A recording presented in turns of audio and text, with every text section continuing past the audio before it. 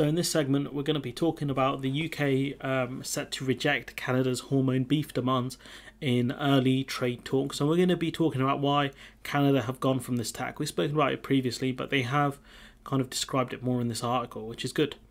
This article from the 20th of February, so it's not. I don't think this has happened yet because we're still in discussions with Canada. Let's not forget Canada are a member of the CPTPP and can veto the UK's application to join it. So Britain is ready to reject Canadian hormone-treated beef in an early setback for trade talks due to formally start in April. So it's not really happened yet.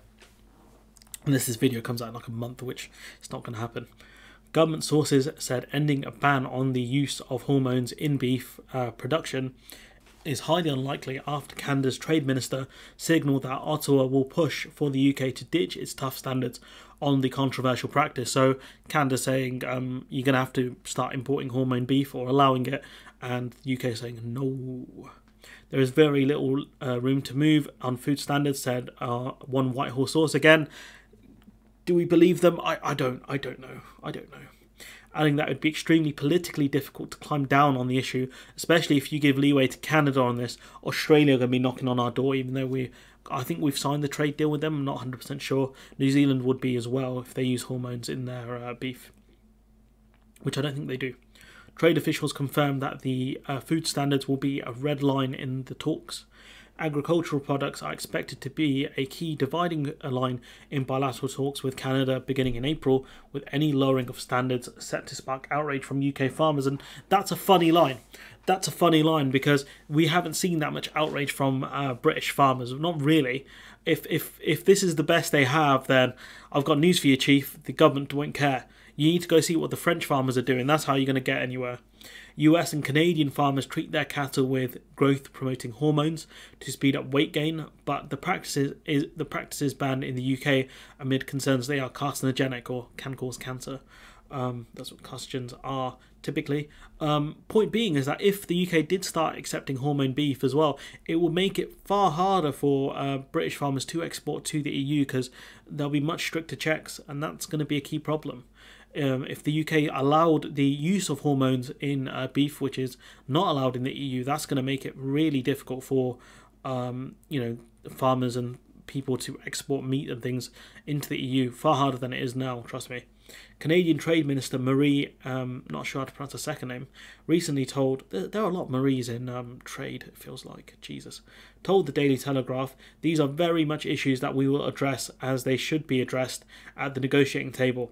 She insisted that its agricultural industry is safe and ultimately based on science, which isn't actually that true because they said well, until you prove that the hormones do cause cancer, we're going to allow it. That's what I've read from other politicians and things like that. It doesn't make sense. We stand behind our product. That's good for you, man, or lady, should I say, but I don't stand by your product, and neither should this government. A government memo leaked to Politico revealed that Ottawa asked some probing questions about the issue. The ban could also become a hurdle for the UK's efforts to join the huge 11-strong trade bloc known as the CPTPP, Comprehensive and Progressive Agreement for Trans-Pacific Partnership. Doesn't sound very progressive when you're trying to force someone to accept hormone beef. Not very progressive, guys. Farmers will be watching Canadian trade talks closely after fearing they will be hurt by a wave of cheap imports following the generous deal with Australia last year. And, we've spoken as well, depending on when this video goes out, about the really dodgy New Zealand deal as well. Sam Lowe, trade export at Flint Global, said Canada will likely use hormone beef issue as a leverage to get concessions in other areas in UK talks, such as greater tariff reductions. And this is one of the things that are really, really one of the key things here. That, if Canada are under the assumption that the UK are never going to accept this, but we're going to ask for this anyways because we want leverage in other areas. Maybe they want greater exports of cheese or some other products from Canada. And so they're using this as a leverage point, or they'll use this as a counter where maybe the UK is saying, we want, certain services added to a trade deal.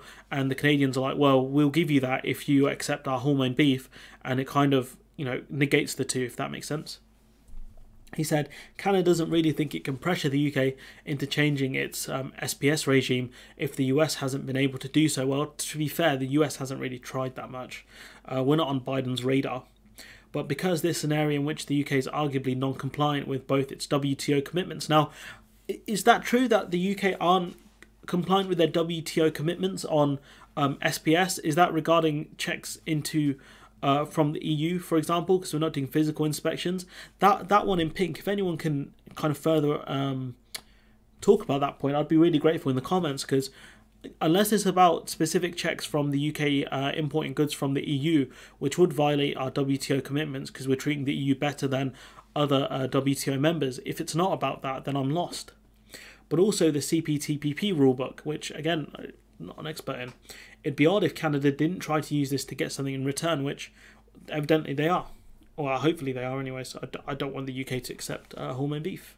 Mr. Lowe added that Canada would not want to liberalise their own dairy market in a trade deal with the UK. Canada's very, very protective over its dairy market, and I'm not sure who the leader was at the time, but they got a bit of stick from Canadian farmers over accepting a lot more cheese from the EU.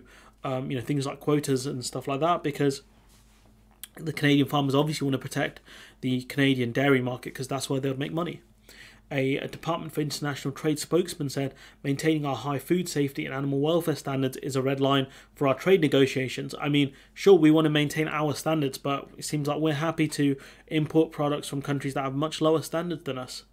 And all food and drink products coming into the UK must comply with our import requirements. What if we lowered our import requirements? What happens then? We want to negotiate an ambitious and comprehensive new agreement with Canada that will strengthen our close and historic bilateral trade relationship worth over $23 billion in 2019, which is fine. But no doubt, if this is partially about the CETA deal, which we rolled over, which I knew at some point we'd have to renegotiate. If this is specifically about the CETA deal we rolled over, it does show you how weak the UK is, that we're actually, just like the Japan deal, we're getting a worse deal than something that EU had actually negotiated in the past. The Canadians saying, actually, do you know what, we want more concessions out of you because you're not as big a market as the EU are. And shows you how weak the UK are on the international stage, especially because we'll be desperate to keep the rollover deal we have. Justin Trudeau has taken digs at the UK previously. I think they've given us a bit more time to renegotiate the UK-Canada deal. Because of the fact that we don't have a lot of bandwidth. We're struggling to do multiple trade deals with lots of different countries. I think we've only just gotten the New Zealand deal and Australia deal in the books because we've given massive concessions to these countries. But, these countries are full of sharks when it comes to negotiators, and we'll see what Canada kind of gets out of us. I'll try my best to kind of cover it. But, anyways, I'm going to leave it there. Let me know what you think in the comments below. Like, comment, share, subscribe. Support the channel on Patreon if you can. And hopefully I'll see you in the next one.